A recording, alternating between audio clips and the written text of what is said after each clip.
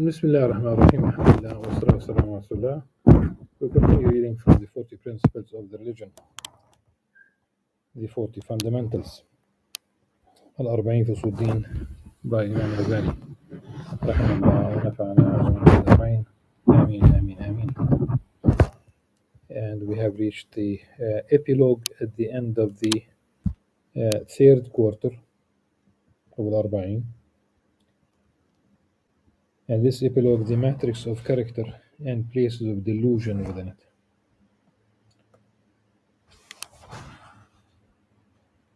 Know that blameworthy characteristics are many. However, their roots go back to what we have mentioned. It is not enough for you to purify yourself from some of them until you are purified of them all.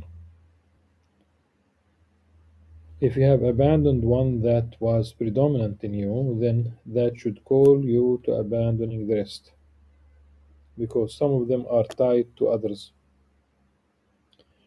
and some blameworthy characteristics are subject to others. And in fact, one can say that also this might be used, though it's not fashionable probably today. Satan could use it against you, like just simply to cause despair in your heart, and that you are finished, and and since you are indulging in one sin, what's a bad character? You are sinning. Whether it's basically the bad character is being stingy, that's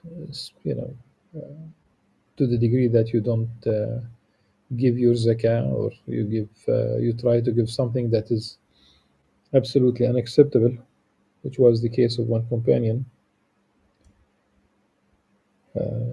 not the best of his sheep or cattle, or backbiting, indulging because there is certain pleasure that one gets a kick out of backbiting, for example.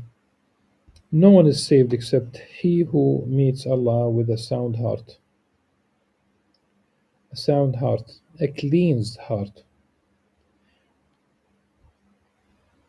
يوم لا ينفع مال ولا بنون إلا من أتى الله بقلب سليم, sound.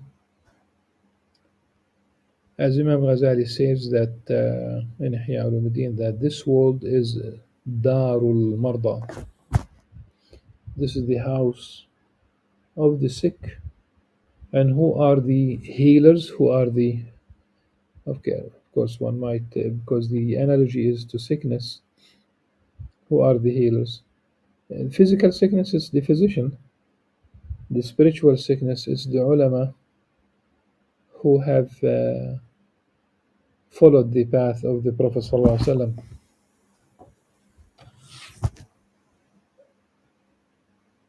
So no one is saved except he who meets Allah with a sound heart, qalb salim.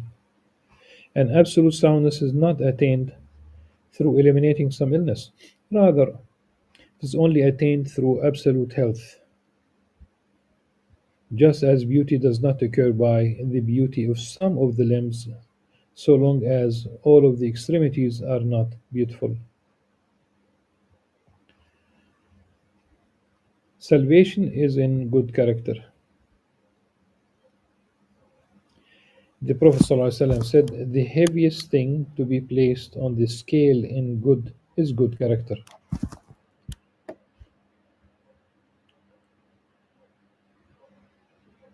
And the text that the Tirmidhi said about that it is a good Hasan, meaning the chain of narrators, ما من شيء أثقل في الميزان من حسن الخلق. It's practically the same. It's good character. It's the heaviest, but of course the cornerstone. Just in case somebody asks, "What about Tawheed?" You know very well that Husn al-Khuluq without Tawheed on the day of judgment doesn't really save. If you talk about the salvific value, if you will, you build on tawheed. In fact, tawheed should lead you to good character.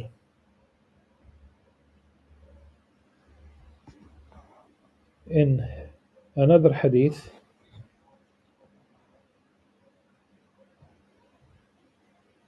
the Prophet ﷺ said, I was sent to complete noble character. إنما بعثت لأتمم مكارم الأخلاق إنما بعثت لأتمم صالح الأخلاق. Another text of the same hadith. And what it means, what's the background? The background is what we call in general the jahiliyyah, the way of life and ethics and morality and worship and what have you before Islam. And jahiliyyah is basically the age of ignorance, but it was not really devoid. Like it was not really that the case that they did not have any good character. And I think this is very important to everybody knows that at least one Muslim intellectual in the 20th century dealt with the issue of jahiliyyah. And the problem is that one might be tempted, the way he was tempted, to look at the society and say, well, it is jahiliyyah, then you need a radical approach. The jahiliyyah itself was not devoid of good character. So, for example, it is known that the Arabs were pre-Islamic Arabs, like Hatim al-Ta'i, for example. We say Akram min Hatim. Hatim is the most generous in pre-Islamic Arabia. Uh,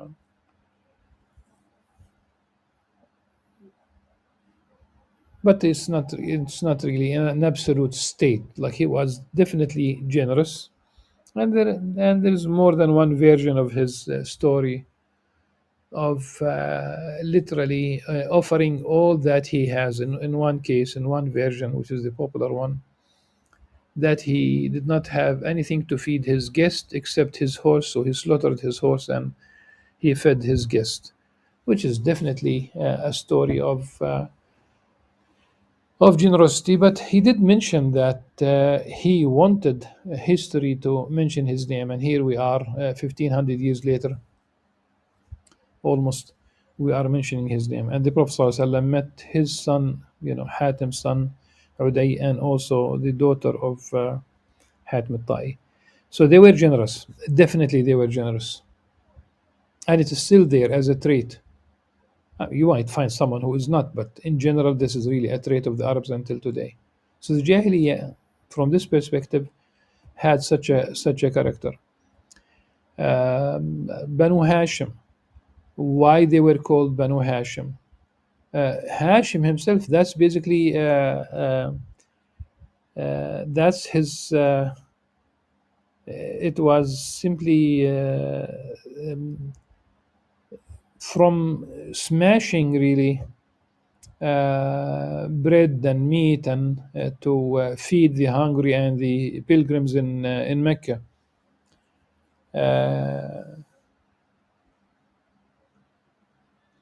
And one other thing is that they wouldn't lie.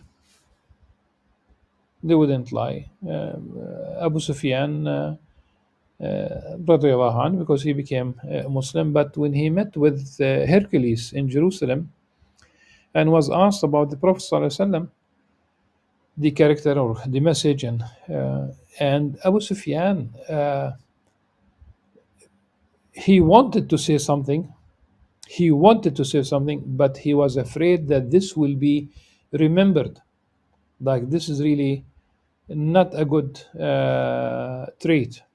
Someone with good character would not do such a thing. So even though he had at the time animosity towards the Prophet ﷺ, he was simply an idol worshipper at the time. and he was meeting with Hercules, who was looking for some, for something. As we see today in the media, the character assassination, as we call it, lying leaders who lie systematically. Uh, Unfortunately, even certain Arab TVs, they keep inviting those who are systematic, chronic liars. So the Arabs were generous. The Arabs would not lie, and all these alliances like Helf al-Fadul, to help the weak, the meek, the needy, someone who does not have really a big tribe to defend him, etc. That was before Islam. At any rate, it's a very long story, but it's important. It's an important thing. The big thing was the idol worshipping.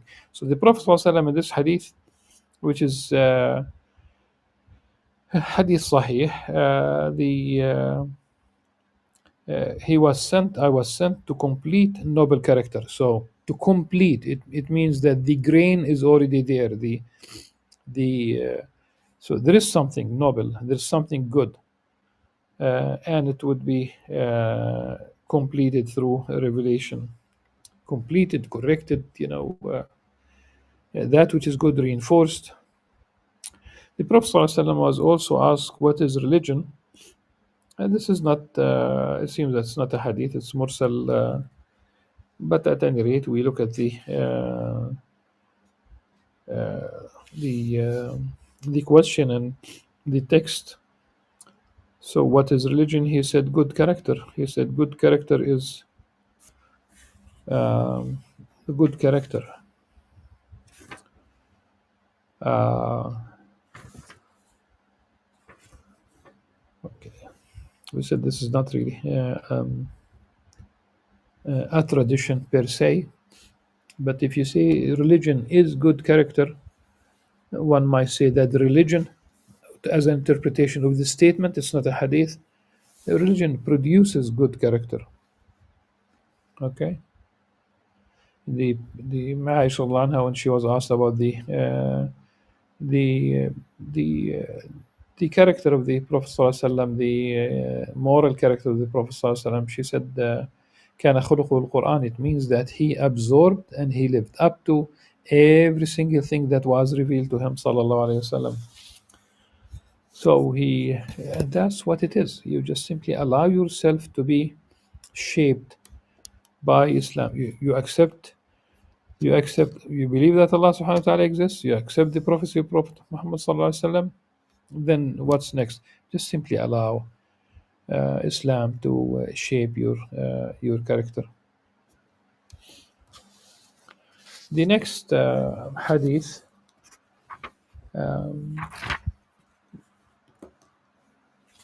the thing is, it's not really this time.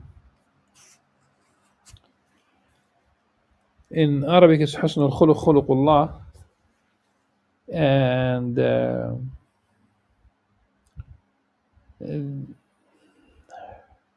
one of the some of the other traditions that are have the same content. ألا وإن حسن الخلق خلق من أخلاق الله. Imam Al-Dhahabi said this is موضوع forged. It's not a hadith at all. It was simply invented, if you will. And the hadith تخلقوا بأخلاق الله, that's also popular, but Ibn al-Qayyim in al-Madarij, he said that لا أصل له, it has no origin at all. So the best of believers in terms of faith are those with the best character. But this is after saying, yes, I'm sorry. Also, he said good character is Allah's character, subhanahu wa ta'ala. This is موضوع يعني لا أصل له. He also said the best of believers in terms of faith are those with the best character. This hadith Hasan.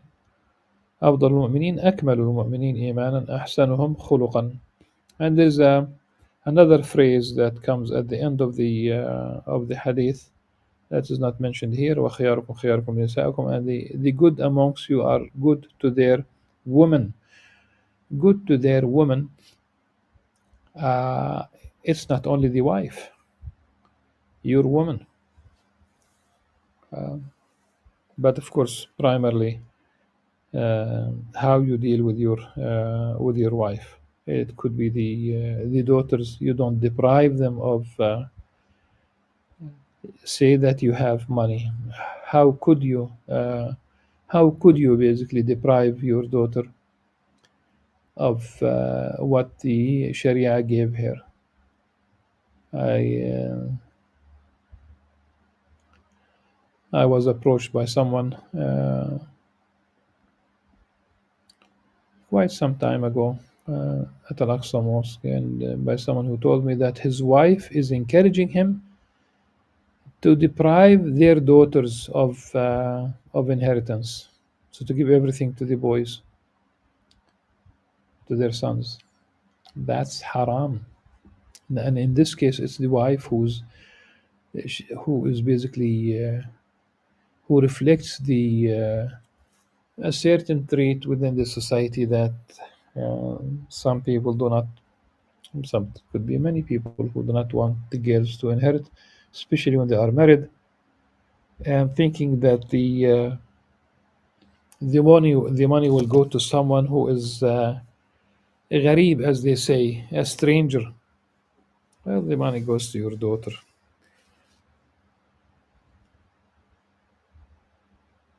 She has children to educate, um, to build a house,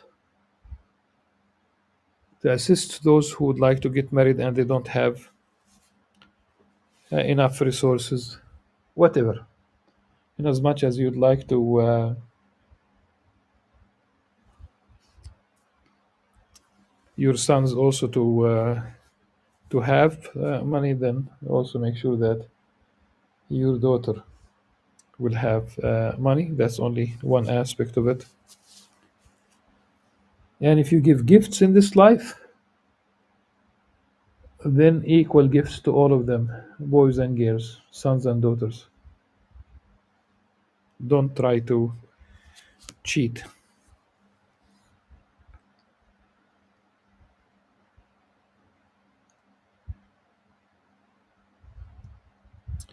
There are many statements regarding the reality and clarity, or clarifying the definition of good character.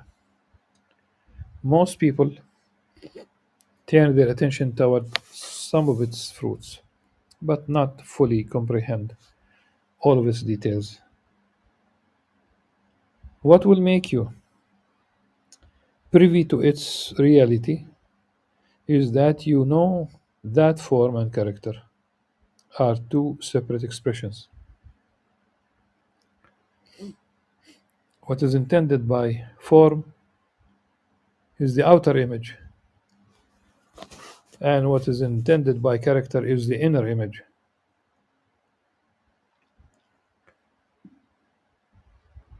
This is because the human being is composed of a body that is perceptible to the eye, and from a spirit that is perceptible to insight, not the eye. Each one is a shape, either ugly or beautiful. The self that is perceived by insight is of greater esteem. For this reason, Allah subhanahu wa ta'ala related it to himself and related the body to clay. He said,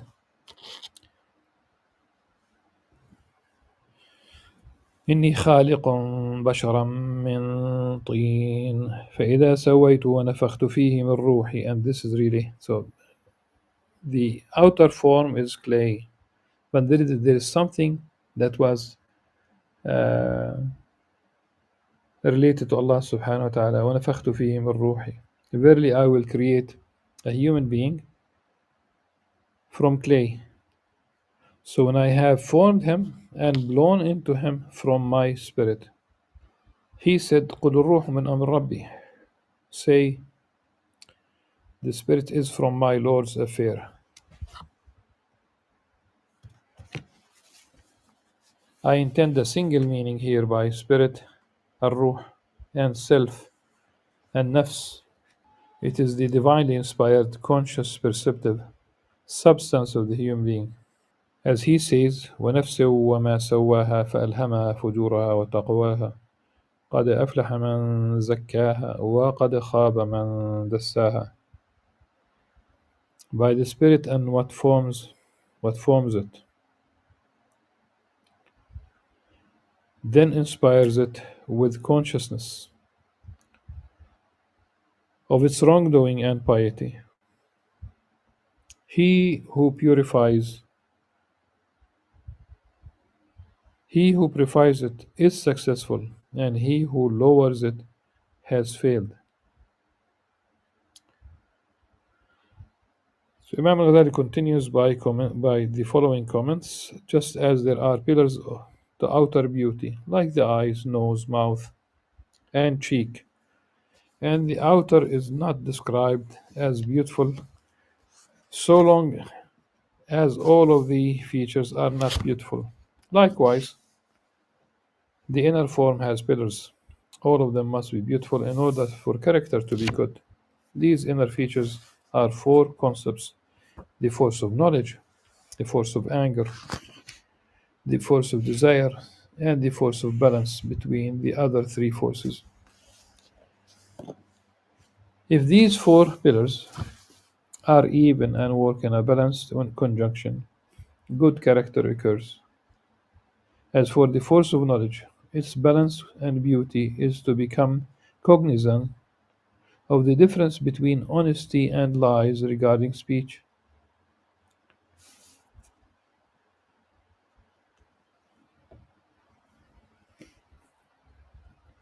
between truth and falsity.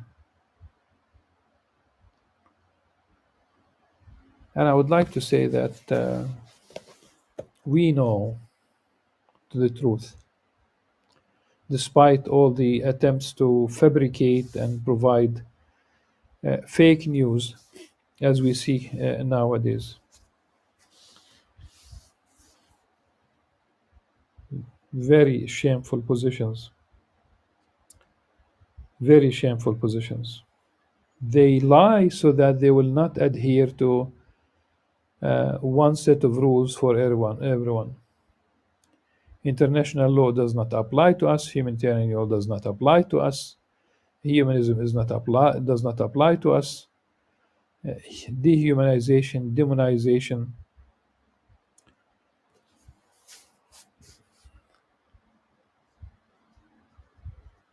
I would say that I would like to start with this premise.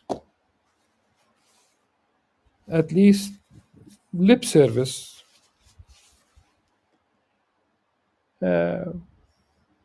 Even the enemy of truth, they would say that they would like to achieve peace.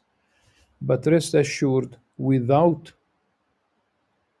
truth and justice in that order, truth, justice, the fruit will be peace. But you cannot gloss over truth, you cannot gloss over justice.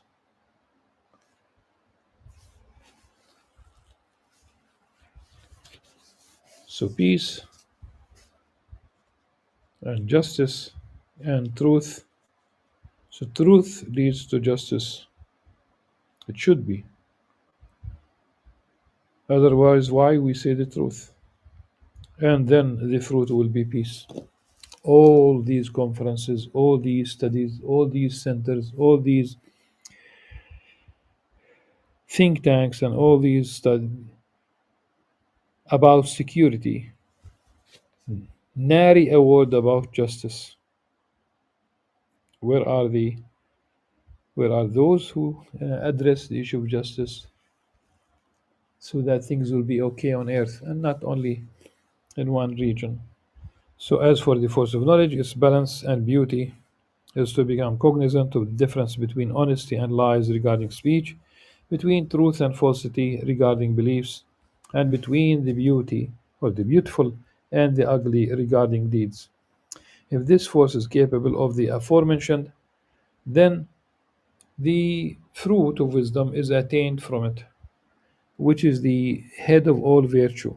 Allah subhanahu wa ta'ala said, وَمَن يُؤْتَ الْحِكْمَةَ فَقَدْ أُوتِيَ خَيْرًا كَثِيرًا وَمَا يَذَّكَّرُ إِلَّا أُولُو الْأَلْبَابِ. Whoever is given wisdom has been given much good, and none remember except those with profound understanding. As for the force of anger,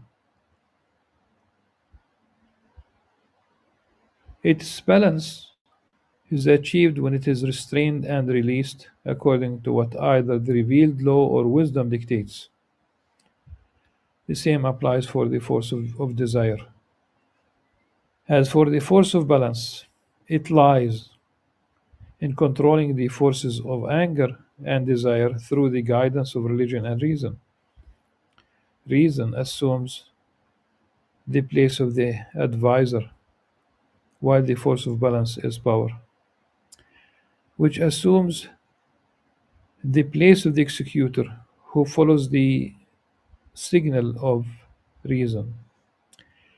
Anger and desire are the things that are executed at reason's signal.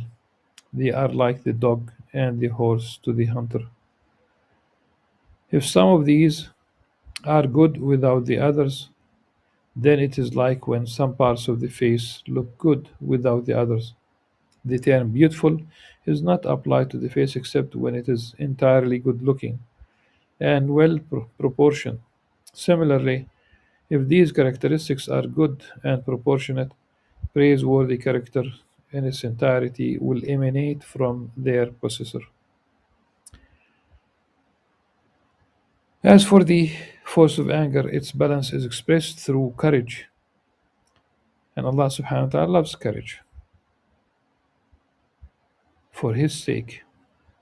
If it leans toward the excessive side, it is called recklessness, and if it leans toward deficiency, it is called cowardice. This is pretty much like Aristotelian Nicomachean ethics. The same, the next example is the same generosity. Uh, for example, with generosity, if the excessive would become spendthrift and the deficiency is stinginess. So he says generosity, helpfulness, respectability, forbearance, decorum, controlling anger, dignity, and deliberation are the traits that stem from it being balanced. As for when it is excessive, then haughtiness, conceit, vanity, lack of self control, arrogance, and self admiration occur because of it. As for its neglect, then cowardice, lowliness, degradation, worthlessness, lack of indignation, little concern for family, and inward pettiness occur because of it. As for desire, its balance is expressed through chastity. So, the chaste amongst the people of the book, the woman, والمحصنات, it exists through lasciviousness and its neglect or weakness through dullness, selflessness, modesty, patience, tolerance, satisfaction, piety, mutual help, graciousness, and little covetousness come from chastity. Lust, lasciviousness, impudence, wastefulness, stinginess, ostentation, debasement, buffoonery, brown nosing, envy, malice, self deprecation to the rich, holding the poor in contempt, and other than these come from its success. As for the force of reason, then good planning, open mindedness, keen insight, correct opinion, accurate and in depth understanding of things, and overriding the ego's faults come from its balance. As for the successes, or as for the its success, then filthiness, shrewdness, scheming, and cheating occur because of it. As for its neglect or weakness, then stupidity, foolishness, naivete, silliness, and gullibility occur because of it. These are the bonds of character, and the meaning of good character, in reference to all of them, is the median between excess and neglect. For moderation is the best of everything. I think we need to return to the idea of uh, Aristotelian ethics, just to explain the notion of the median, which is really also it is reflected in Islamic literature, including in Al-Ghazali. Uh, and there is no time right now to address it. So inshallah, tomorrow we'll do that. Until tomorrow. سبحانك اللهم وبحمدك أشهد أن لا إله إلا أنت أستغفرك وأتوب إليك والسلام عليكم ورحمة الله وبركاته.